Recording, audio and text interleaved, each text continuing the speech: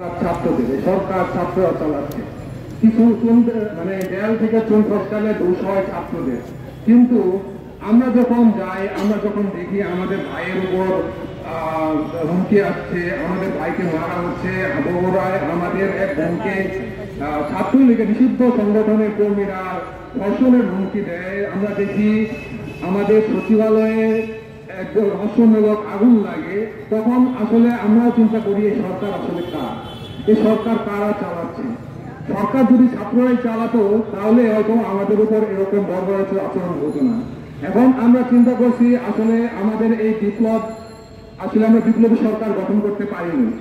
এই সরকার, আমি এখনো সরকারকে হুঁশিয়ার করে বলে দিতে চাই, আপনারা যদি না পারেন আপনারা পদত্যাগ করেন। বিশেষ করে আমি স্বরাষ্ট্র মন্ত্রণালয়ের মন্ত্রী এমন প্রশাসনকে বলতে চাই, আপনারা এখানে আছেন জনগণের সেবক, কিন্তু আপনারা যদি দালালি করেন, আপনারা যদি দুর্নীতি করেন, এখনো সময় আছে। 24-এর যে স্পিরিট সেটা কিন্তু দমে যায়নি। আমরা যদি আবার জেগে উঠি আপনারা কিন্তু ঘর ছেড়ে পালাতে বাধ্য হবেন।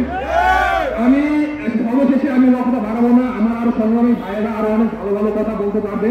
তো আমি এভাবেই বলে যাই, আমি এই মুহূর্তে আমাদের জাতীয় বিশ্ববিদ্যালয় এবং অন্যান্য বিশ্ববিদ্যালয়ের সকল ছাত্র এবং জনতার কাছে আহ্বান জানাচ্ছি, আপনারা দ্বিতীয় বিপ্লবের জন্য প্রস্তুত থাকুন। যে কোনো সময়ে আমরা দ্বিতীয় বিপ্লবে নামবো যদি এই সরকার এই পরিস্থিতি সামলাতে না পারে। ধন্যবাদ। আসসালামু আলাইকুম।